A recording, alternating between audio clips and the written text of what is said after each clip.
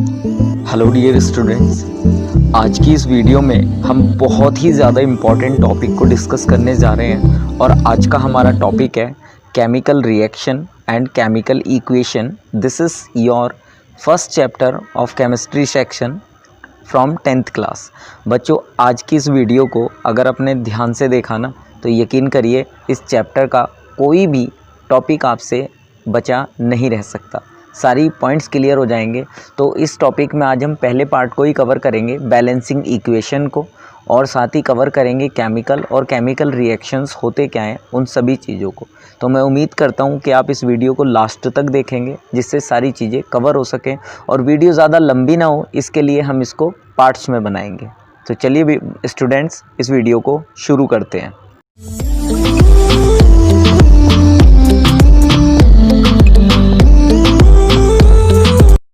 बच्चों, हमारे टॉपिक का नाम है केमिकल रिएक्शन एंड इक्वेशंस। बच्चों, सबसे पहली बात यही आती है कि केमिकल रिएक्शन होता क्या है। जब किसी पदार्थ, किसी सब्सटेंस के जो उसकी संरचना होती है, जो उसके फिजिकल फीचर्स होते हैं या जो उसकी स्टेट होती है, उसमें कोई बदलाव आता है तो हम उसको केमिकल रिएक्शन कहते हैं। जैसे एग्जांपल देखिए, food gets digest in our body. खाना हमारी बॉडी में डाइजेस्ट होता है, लेकिन जब हम खाने को खाते हैं तो वो किस फॉर्म में होता है, और जब हमारी बॉडी में डाइजेस्ट हो जाता है तो वो किस फॉर्म में हो जाता है, मीन्स वो जूस की फॉर्म में हो जाता है, केमिकल में या स्टार्च में, बसा में डिवाइडेड होता चला जाता है। ऐसे ही रस्टिंग ऑफ आयरन है। आयरन एक अपने आप में मेटल है, और जब वो ह्यूमिडिटी के संपर्क में आता है, नमी के संपर्क में आता है, वाटर के, एयर के, तो उस पर जंग लग जाता है। मीन्स जंग लगना लोहे पर एक केमिकल रिएक्शन की ही प्रक्रिया होती है। इसको आगे और क्लियर करके हम समझते हैं। चलिए देखते हैं आगे। दूसरी बात बच्चों यहाँ पर आती है केमिकल इक्वेशन की, कि केमिकल इक्वेशन होती क्या है। Chemical reaction can be expressed symbolically by using chemical equation. Means chemical का जो रिएक्शन होता है हम उनको सिम्बोलाइज करते हैं, सिंबल्स की फॉर्म में लिखते हैं और उस इक्वेशन को रिप्रेजेंट करते हैं। मीन्स जैसे हम मान लीजिए magnesium is burned into air to form magnesium oxide can be represented. जैसे मैग्नीशियम है, जब मैग्नीशियम रिबन को जब हम उसको जलाते हैं, उसका ऑक्सीडेशन करते हैं, तो उसके केमिकल में चेंजेस होते हैं, और इसी प्रक्रिया को हम केमिकल इक्वेशन की फॉर्म में कैसे लिखते हैं।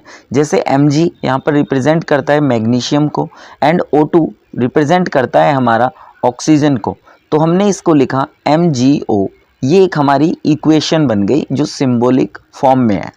आगे है कि वी कैन ऑब्जर्व और recognise a chemical reaction by observing change in state. हम महसूस कर सकते हैं केमिकल रिएक्शन को, कि किसी पदार्थ में केमिकल रिएक्शन हुआ है या नहीं, उसकी स्टेट में, उसकी स्टेट, उस सब्सटेंस की अवस्था या स्टेट को देख करके, उसके कलर में हुए चेंजेस को देख करके, बाय इवोल्यूशन मीन्स, या उसमें जो परिसरण हुआ है उसकी गैस में, या उसके जो एटम हैं उनमें, या उसके टेम्परेचर में।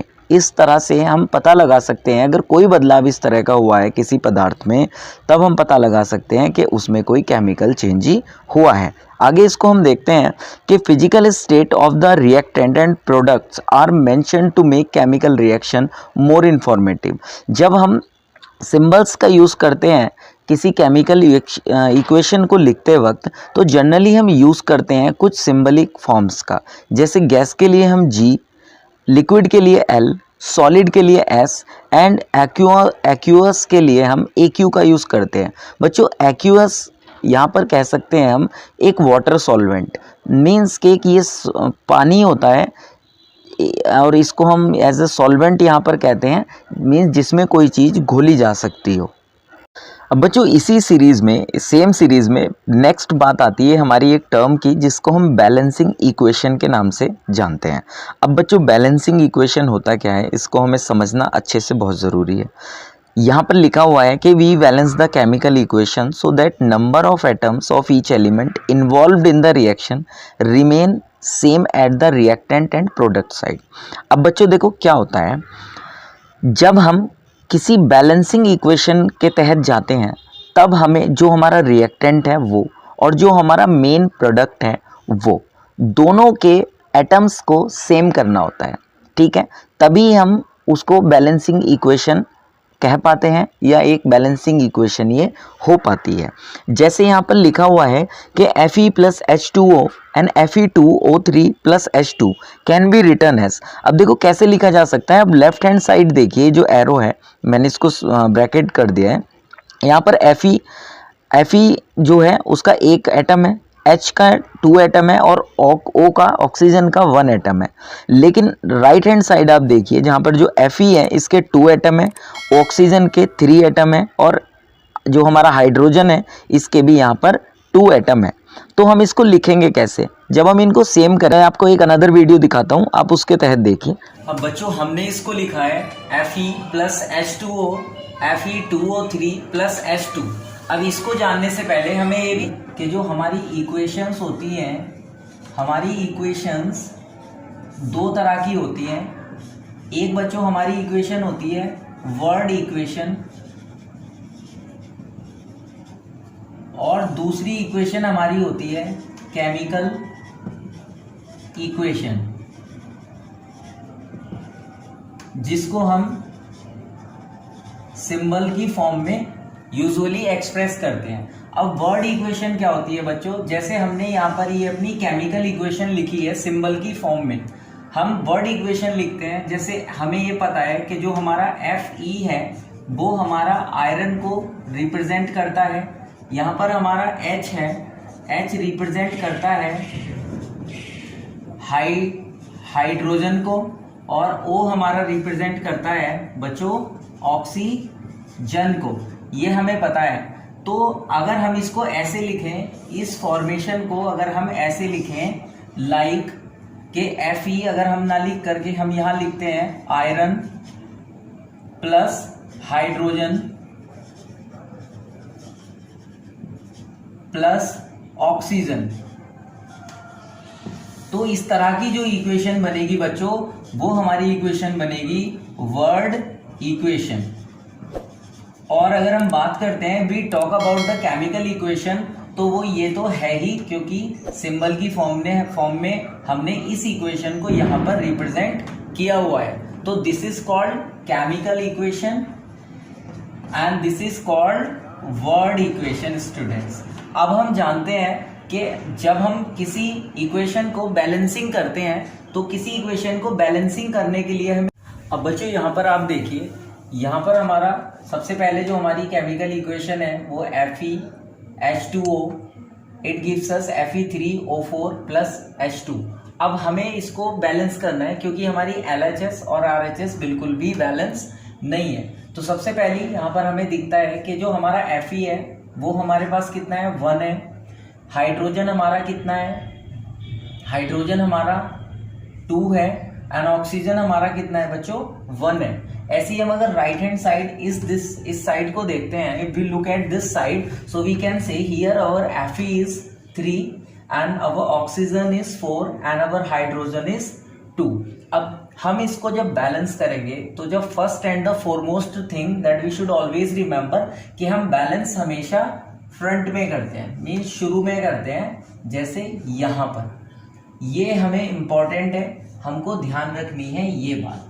हम यहाँ नहीं करेंगे, मीन्स कुछ बच्चे होते हैं जैसे इसको बैलेंस करने के लिए यहाँ पर कुछ बच्चे 2 लिख दिया तो ये बैलेंस हो गया। नो, दिस इज रॉन्ग, ऐसा करना गलत होता है। तो बैलेंस जब भी करते हैं तो फ्रंट में करते हैं, शुरू में करते हैं, इसका आप ध्यान रखिएगा। अब देखिए हमारे पास RHS नंबर ऑफ एटम कितने हैं, Fe3 इधर 1 है, इधर हाइड्रोजन 2 है, यहाँ पर सेम एटम है, ऑक्सीजन 1, यहाँ ऑक्सीजन 4। तो जब भी आप इक्वेशन को बैलेंस करेंगे तो ऑलवेज रिमेंबर कि सबसे पहले ऑक्सीजन को करते हैं।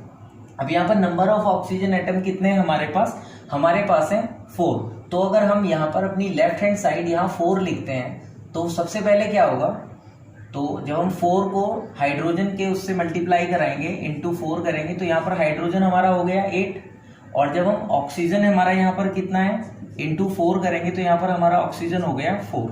तो यानी अगर हम देखें तो यहाँ पर हमारा ऑक्सीजन जो है बैलेंस हो चुका है। लेकिन अभी बात आती है हमारी हाइड्रोजन की और आयरन की, जो कि डिफरेंट नंबर में है। तो इसी को भी हम सेम ऐसे ही करेंगे।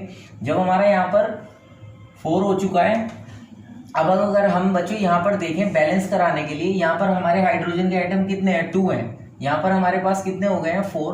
तो हम अगर यहाँ पर 4 लिखते हैं तो 4 इंटू 2 कितना हो जाएगा, इंटू 4 इज इक्वल टू 8। तो यहाँ पर बच्चों हमारे हाइड्रोजन के एटम भी सेम हो चुके हैं, एटम हाइड्रोजन भी हमारा बैलेंस हो चुका है। अब नेक्स्ट बात आती है हमारा यहाँ पर Fe की, आयरन की, जहाँ पर 3 है और यहाँ पर 1 है।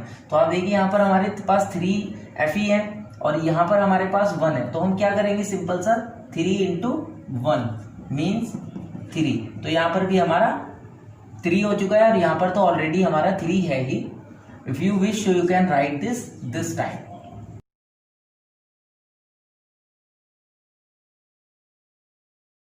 Then you can understand in a better way.